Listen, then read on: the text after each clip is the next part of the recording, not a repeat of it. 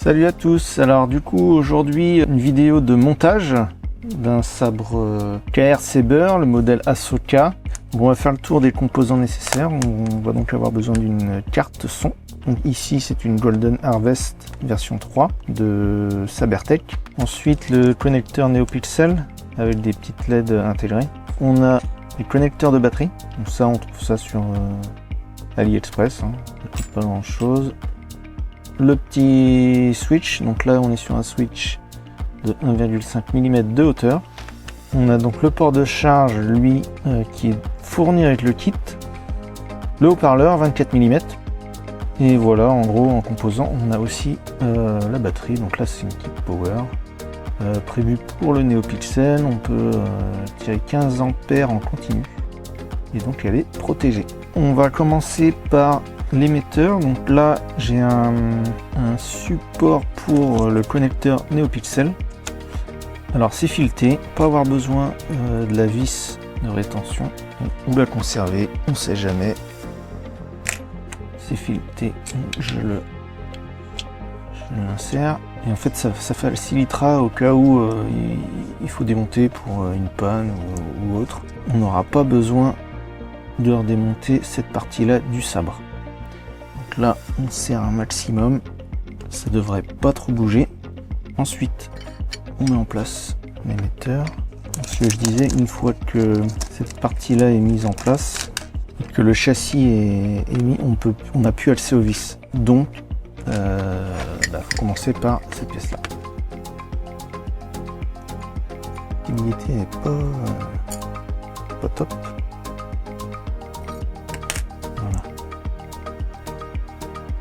Voilà pour ça. Ensuite, on va s'occuper du switch. Donc là, ce que je vais faire, je vais câbler le bouton poussoir. Bien sûr, donc il vous faut du fil. Là, on n'est pas obligé d'avoir une grosse section. Hein. C'est que le bouton poussoir, il n'y a pas de grosse intensité qui passe à l'intérieur.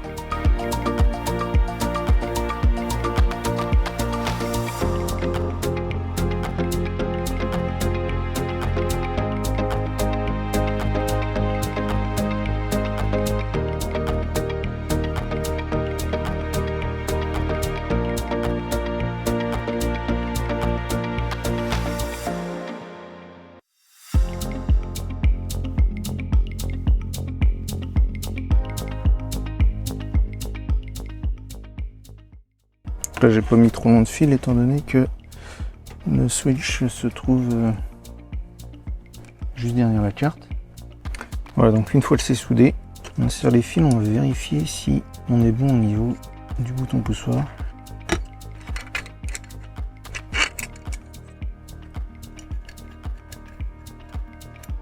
Donc là il est réglé à fond, c'est-à-dire complètement, la platine en dessous complètement serrée, et après on pourra jouer sur la hauteur. Là on est bon.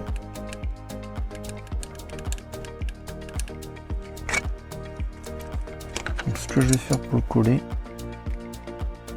on va prendre un colle bicomposant. Ça bougera pas du tout. On met donc la résine et le durcisseur, quantité égale.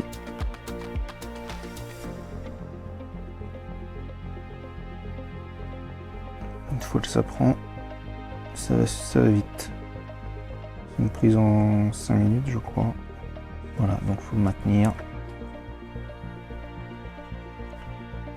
Donc voilà, ça commence à prendre. Je vais laisser sécher complètement. Là ça tient mais c'est pas totalement sec. Du coup, ensuite on va passer sur le haut-parleur. On attend que ça sèche. Voilà, donc moi je prends des fils de couleurs différentes, hein, c'est plus simple pour se repérer. Après, il n'empêche de prendre la même couleur pour tout, hein, mais après faut bien les repérer, l'essentiel. Donc là, sur ce haut-parleur, on a point rouge hein, qui correspond à la polarité du plus, même si bon, ça changera pas grand-chose d'inverser plus et moins. On n'est pas sur une grosse installation Wi-Fi. Mais bon, autant respecter. Hein.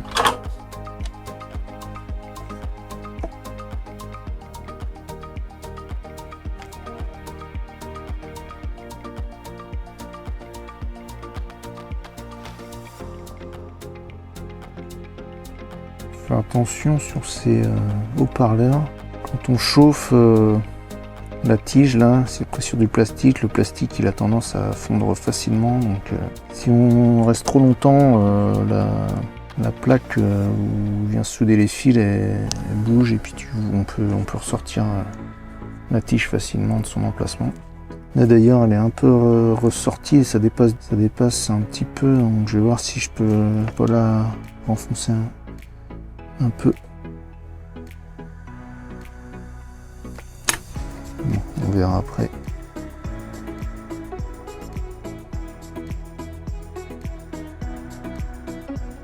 Si ça passe dans son emplacement.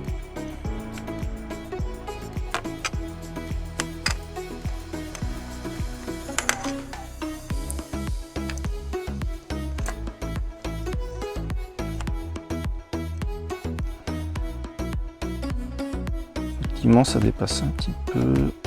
Ça devrait passer quand même.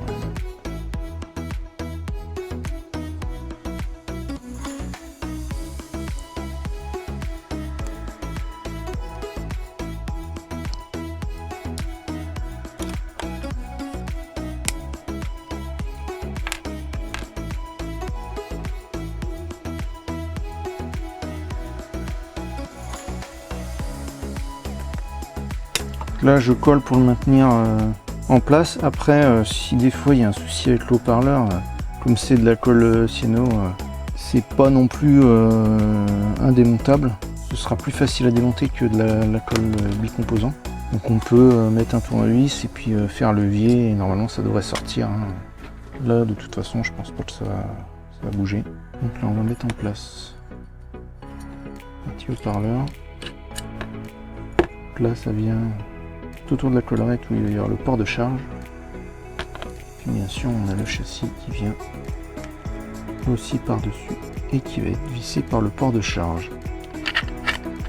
Là je mets le châssis en place et on vient fixer l'ensemble avec le port de charge. Il va bien falloir serrer. Voilà, ensuite on passe les fils sous la batterie.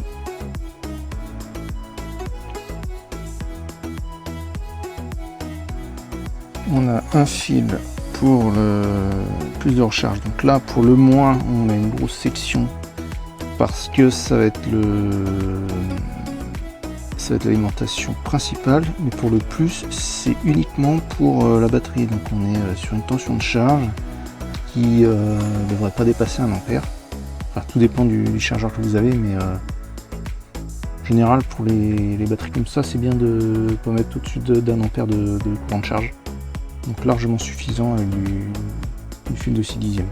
Tandis que sur le fil négatif, on va partir de la batterie pour aller au port de charge. Et du port de charge, on va aller alimenter tout ce qui est carte et NeoPixel. Donc, sur celui-ci, bien sûr, une section plus importante.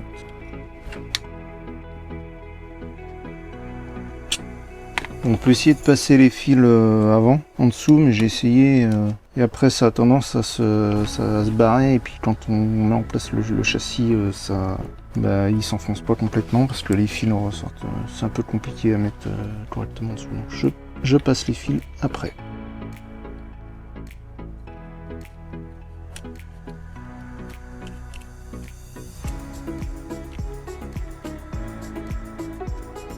Du coup, je vérifie quand même si on est bon. Je prends mon multimètre pour vérifier la continuité.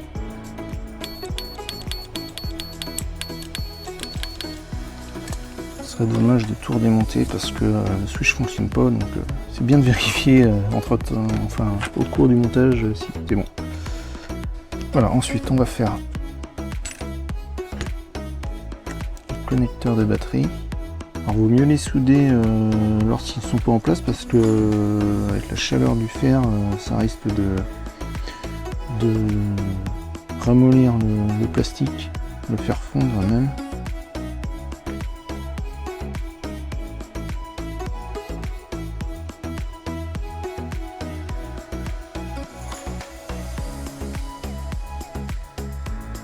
On va faire refroidir un peu. Ensuite, on va donner au pixel à faire.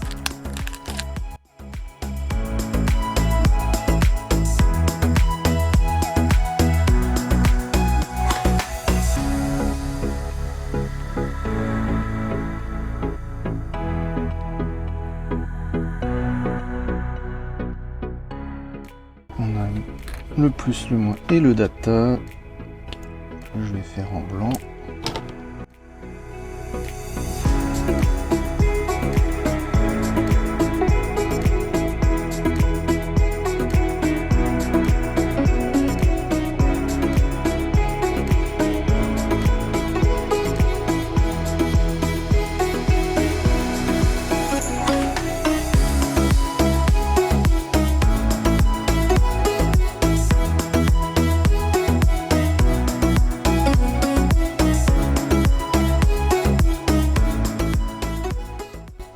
Là on passe les fils de part et d'autre.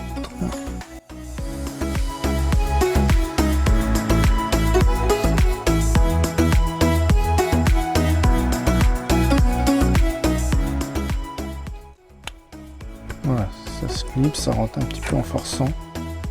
Je colle pas, ça tient bien. Après de toute façon il y aura la lame qui viendra en appui dessus. Et là ce qu'on peut faire c'est tirer, bon, pas trop, mais au maximum les fils, et puis mettre un petit collier, même faire comme ça.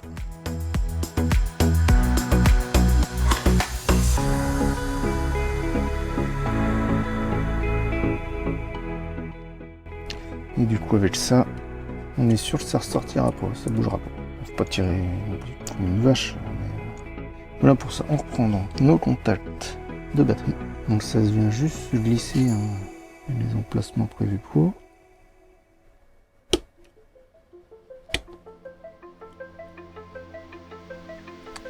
Borne positive et borne négative.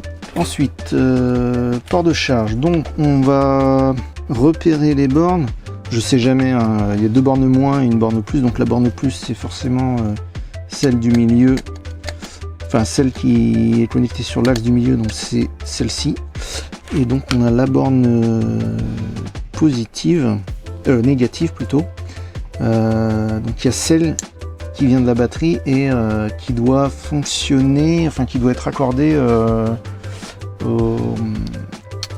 la fiche qui va servir de charge. Alors j'ai un petit connecteur comme ceci.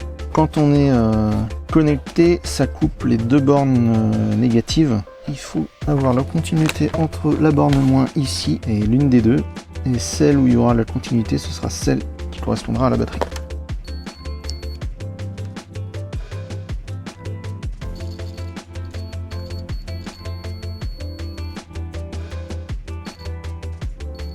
Voilà, on ne peut pas se tromper, de toute façon il n'y en a qu'une.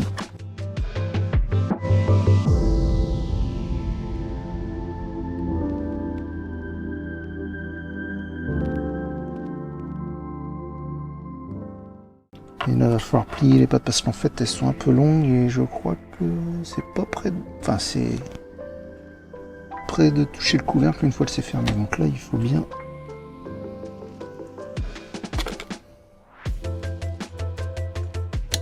tordre les pattes. Bon, ben voilà. C'est les aléas.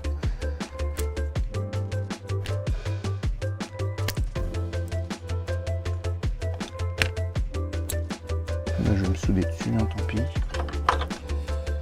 Bon, alors je reprends. Là, j'ai eu un petit souci de caméra, ça n'enregistrait plus. Du coup, bah, en fait, le port de charge est donc câblé. Voilà, donc tout est installé, câblé, enfin, mis à part le principal, la carte. Donc j'aime bien ces petites Golden Harvest. On a des pattes qui sont assez grands, c'est assez facile à souder. Petite carte pas très chère et qui font le taf. Bon, elles sont un peu bizarres à paramétrer, mais ça c'est un autre souci.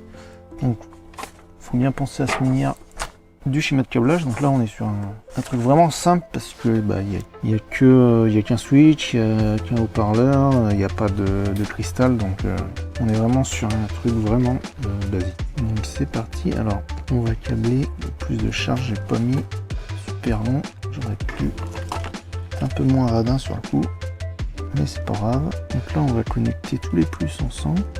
Donc là on n'oublie pas la ligne thermo avant de souder tout ça.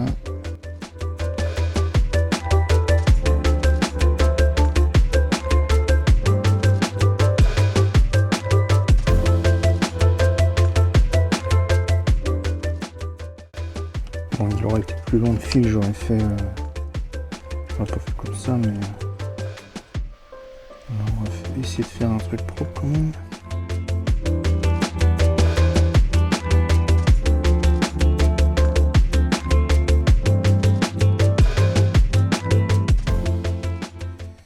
Donc ensuite on est comme ceci.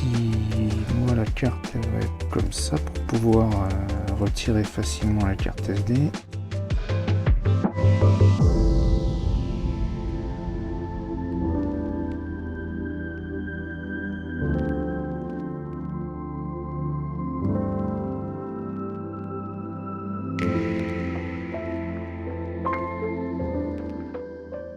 Rectification, c'est pas terrible comme ça.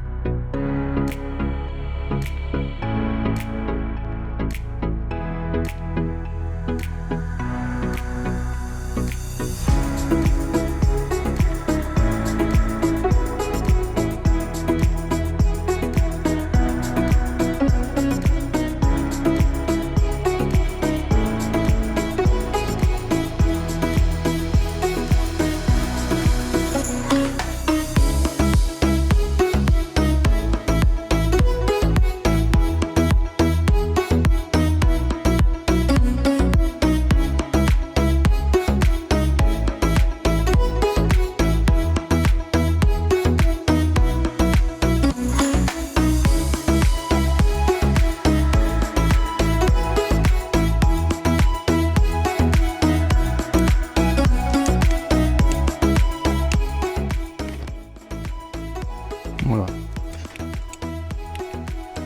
Bon, de toute façon après avec le couvercle, ça ne bougera plus.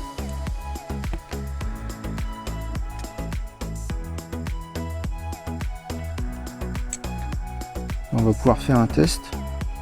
Tout est câblé. Normalement j'ai rien oublié. La carte n'est pas programmée, mais peut-être que de base je crois que on peut tester en NeoPixel directement. Donc c'est parti. Là j'enlève. Déjà le haut-parleur c'est bon. Et puis attention, on appuie sur le bouton. C'est parti, voilà. C'est nickel.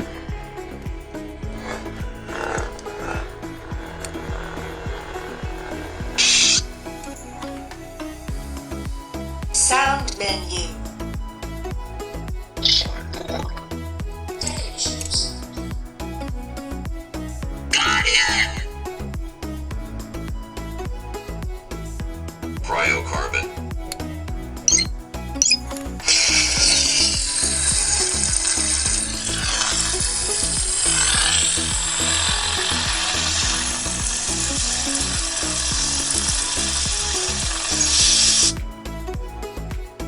Voilà, donc maintenant il ne reste plus qu'à mettre les couvercles.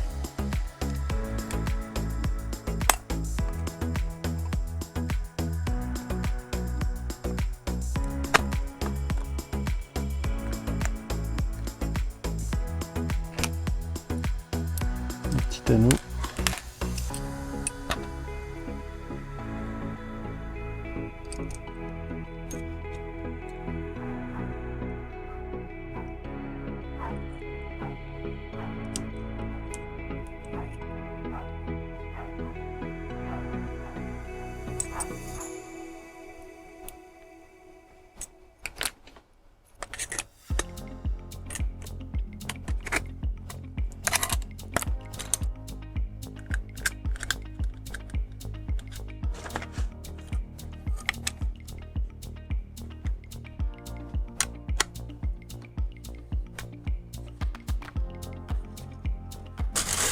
Qui est en place pour la lame.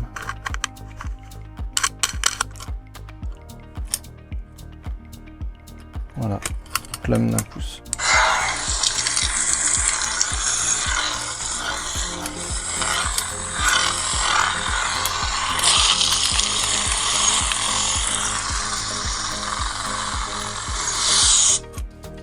Voilà, donc il restera plus que les petites plaques à mettre. Avant ça, en fait, il faut que je mette de la couleur sur les losanges qui doivent être de cette teinte-là, donc il faut que je trouve la bonne teinte.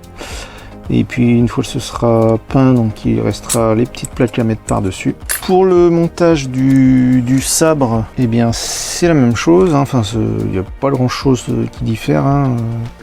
Sauf que là, les deux éléments, haut-parleur et châssis, sont reliés ensemble via le port de charge. Là, c'est donc fixé indépendamment l'un de l'autre. Le module HP vient se fixer avec le port de charge ici. Et le châssis, il est juste maintenu ici et avec le couvercle qui vient par-dessus. Hein. Ça bouge pas. En plus, on vient entourer la collerette.